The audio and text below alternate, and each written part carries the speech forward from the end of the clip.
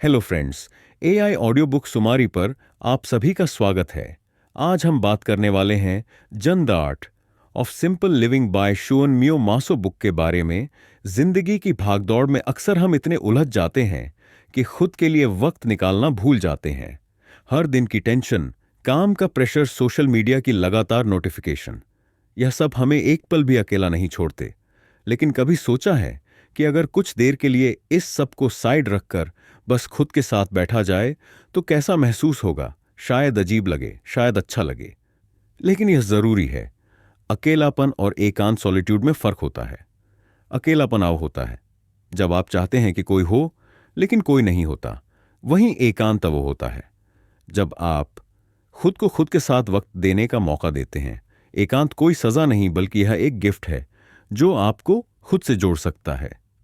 यही वक्त होता है जब आप अपने दिल की आवाज सुन सकते हैं, अपनी सोच को क्लियर कर सकते हैं और अपने अंदर की शांति को महसूस कर सकते हैं। सोचो, जब मोबाइल का बैटरी लो हो जाता है तो हम उसे चार्ज पर लगा देते हैं, है ना? लेकिन हमारी खुद की एनर्जी जब लो हो जाती है तब हम क्या करते हैं?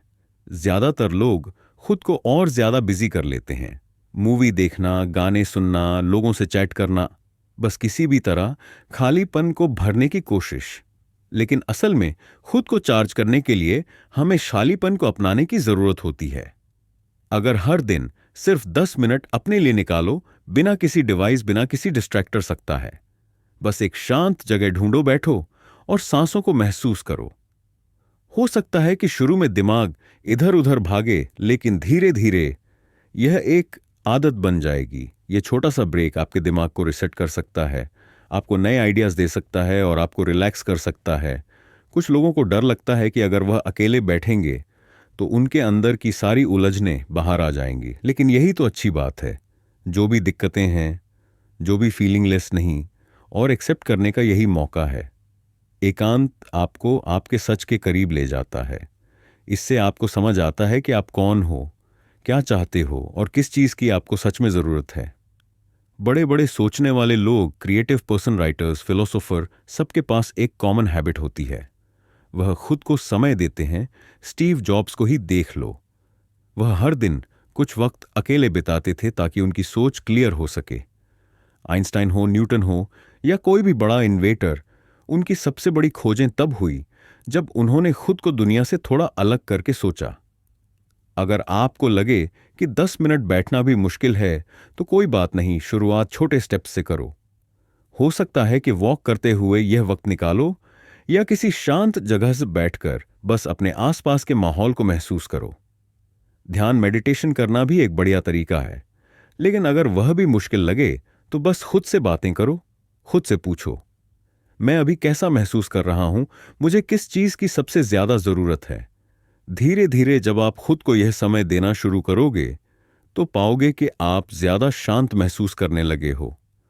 छोटी छोटी चीजों में भी खुशी मिलने लगेगी। जो चीजें पहले बहुत बड़ी लगती थी वह छोटी लगने लगेंगी। स्ट्रेस कम होगा, सोचने की क्षमता बढ़ेगी और सबसे बड़ी बात, आप खुद के साथ कनेक्ट हो पाओगे।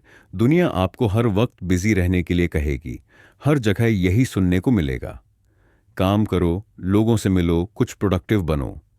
लेकिन जो लोग सच में अपनी लाइफ को बैलेंस करना जानते हैं वह यह भी समझते हैं कि खालीपन का भी एक अपना महत्व है।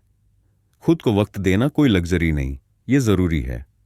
तो अगली बार जब आपको लगे कि सब कुछ बहुत ज्यादा हो रहा है, जब हर चीज उलझी हुई लगे, तो बस खुद को 10 मिनट दो। फोन साइलेंट करो, किसी को कोई मैसेज मत भेजो, कोई म्यूजिक मत सुनो, बस बैठो और सांस लो। ये छोटे छोटे पल आपको धीरे धीरे एक बड़ा बदलाव महसूस कराएंगे। और जब ये आदत बन जाएगी तब आपको एहसास होगा कि असली शांति बाहर नहीं बल्कि आपके अंदर ही थी, बस आपको उसे सुनने का वक्त नहीं मिला था। कभी सोचा है कि जब कमरा गंदा होता है तो मूड भी खराब क्यों हो जाता है? जब टेबल पर ढेर सारे पेपर्स, पुराने बिल, बिखरी हुई चीजें पड़ी होती हैं तो दिमाग भी भारी भारी सा क्यों लगता है? इसका सीधा सा कारण है, बाहरी माहौल का असर हमारे अंदर के माइंडसेट पर पड़ता है। जब आसपास सब कुछ क्लट होता है तो सोच भी उलझी हुई महसूस होती है। लेकिन जब जगह साफ सुथरी हो, चीजें अपनी सही जगह पर हो, तो मन भी हल्का और अनऑर्गेनाइज लगता है। अपने स्पेस को डिक्लटर करना एक छोटी सी आदत लग सकती है, लेकिन इसका असर बहुत बड़ा होता है। अगर आप हर दिन सिर्फ 10 मिनट किसी एक हिस्से को साफ करने में लगाते हो, तो धीरे धीरे ये आपकी लाइफ को सिंपलीफाई कर सकता है। इस प्रोसेस को कॉम्प्लिकेटेड बनाने की जरूरत नहीं, बस छोटे छोटे स्टेप्स लो। शुरुआत वहीं से करो जहां तुम सबसे ज्यादा समय बिताते हो। शायद तुम्हारा वर्क डेस्क, जहां दिन भर बैठकर तुम काम करते हो।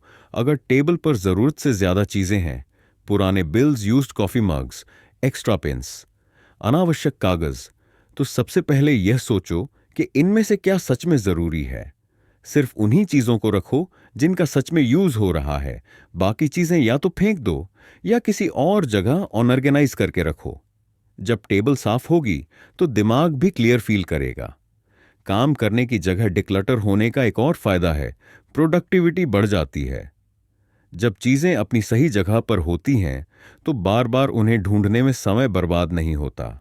सोचो, अगर तुम्हें हर बार एक पेन या एक नोटबुक ढूंढने में 2-3 मिनट लगते हैं, तो पूरे महीने में तुम घंटों सिर्फ ढूंढने में बर्बाद कर रहे हो। लेकिन अगर सब कुछ ऑर्गेनाइज्ड हो तो वह एक्स्ट्रा एनर्जी बचती है, जिसे तुम कुछ ज्यादा मीनिंगफुल कामों में लगा सकते हो। फर्नीचर का अरेंजमेंट भी हमारे माइंडसेट पर असर डालता है। कभी कभी सिर्फ कुर्सी या टेबल